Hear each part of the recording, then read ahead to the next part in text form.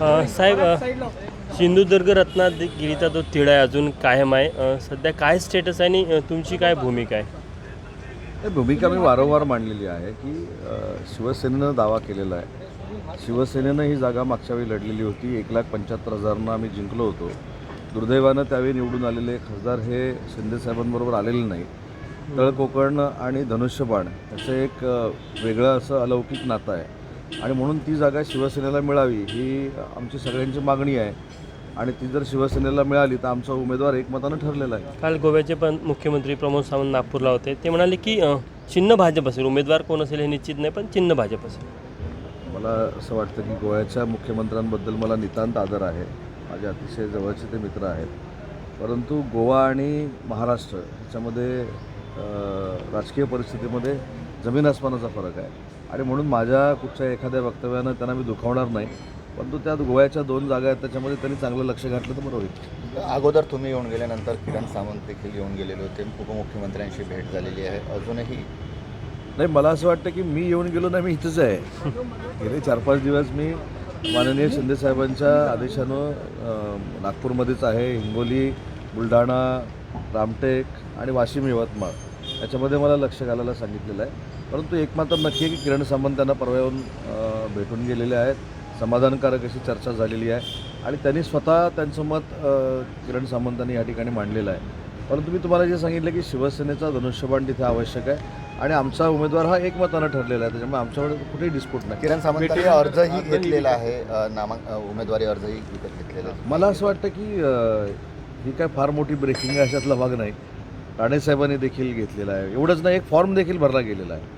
कोकण विकास आघाडी अशी काहीतरी एक नवीन आघाडी जन्माला आलेली आहे निवडणूक असल्यामुळं. त्याच्यामुळं मला असं वाटतं की त्यांनी देखील फॉर्म भरलेला आहे आणि फॉर्म घेण्यामध्ये कुठं पाप आहे किंवा काय चूक आहे असं मला वाटत नाही. बंडखोरी रोखण्यासाठी हे सगळे फॉर्म घेतले आहे अशी चर्चा आहे.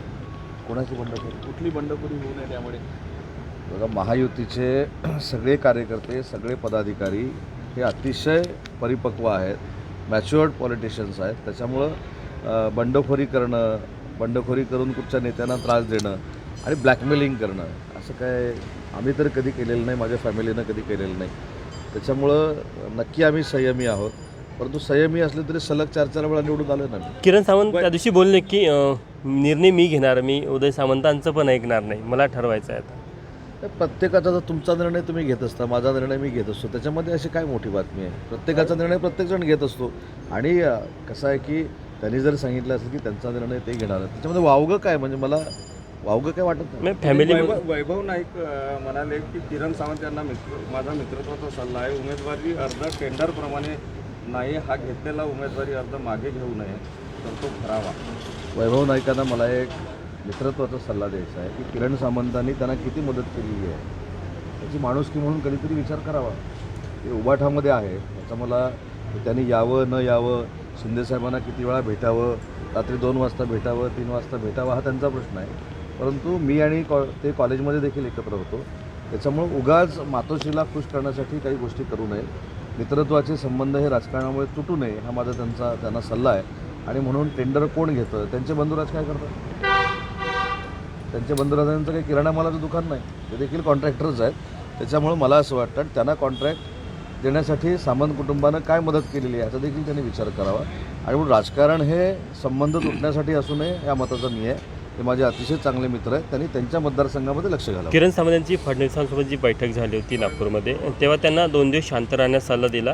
या बैठकीवर अंतिम निर्णय गृहमंत्री घेणार आहे. देवेंद्रजींनी तुम्हाला हे सांगितलं की नाही, सांगितलं की मला माहीत नाही, पण मला असं काहीच माहीत नाही आणि मी वैयक्तिक झालेल्या भेटीगाठीमध्ये वैयक्तिक इंटरफेअर करत नाही. शेवटी हा प्रत्येकाचा वैयक्तिक प्रश्न असतो आणि त्यांनी सांगण्यापेक्षा मी देखील सांगितलेलं आहे की व्यक्ती स्वातंत्र्य आहे, लोकशाही आहे, प्रत्येकाला प्रत्येकाचा निर्णय घेण्याचा अधिकार आहे. आणि त्यांची बैठक का झाली हे जरी माझे मोठे बंधू असले तरी मला विचारण्याचा काय अधिकार आहे? शेवटी आम्ही राजकारण करतो आणि तेवढं परिपक्व राजकारणी आपण असलं पाहिजे. परंतु आज नागपूरमध्ये मी आहे, हिंगोलीला मी चाललेलो आहे. आता रत्नागिरी सिंधुदुर्ग जरा थांबवू आणि हिंगोलीच्या परिस्थितीत सांगतो की बाबूराव हे आमचे अतिशय सर्वसामान्य उमेदवार आहेत, त्यांचा विजय नक्की आहे.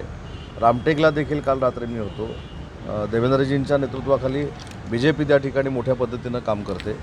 शिवसेना म्हणून एकनाथ शिंदेसाहेबांच्या नेतृत्वाखाली आम्ही सगळे काम करतो आहे. राष्ट्रवादी काँग्रेस पार्टी कामाला लागलेली आहे. राजू पारवेंचा देखील विजय निश्चित आहे. राजेश्रीताई पाटलांचा देखील विजय निश्चित आहे. मी बुलढाण्याला देखील जाऊन आलो.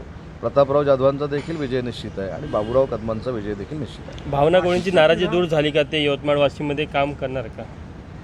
त्यांनीच स्वतः 3 दिवसापूर्वी पत्रकार परिषद घेतलेली आहे की मी कुठेही नाराज नाही आणि त्यांना शिंदेसाहेबांबरोबर त्यांची भेट झालेली आहे, त्यांच्या पदाधिकाऱ्यांची भेट झालेली आहे. मी फक्त या प्रत्येक जिल्ह्यामध्ये मतदारसंघामध्ये कशा पद्धतीने यंत्रणा सक्रिय झालेली आहे याचा आढावा घेतो. मी कुठेही त्यांच्यामध्ये हस्तक्षेप करत नाही आणि भावनाताई सक्रिय झालेल्या आहेत. काल त्यांनी बैठक देखील घेतली. नाशिकचा तिढा अजून सुटलेला नाही आहे. शिवसैनिकांची मागणी आहे की बोरस्तेला उमेदवारी द्यावी आणि हेमंत गोडसे वारंवार मुख्यमंत्र्यांनी त्यांच्या महायुतीमध्ये तिढा पेच गुंता कुठंच नाही आहे. चर्चा सुरू आहे. चर्चेअंती योग्य ते निर्णय होतो. मुख्यमंत्र्यांनी बोरस्तेंची सोबत भेटही झाली आहे. मला माहिती. Okay, thank you sir.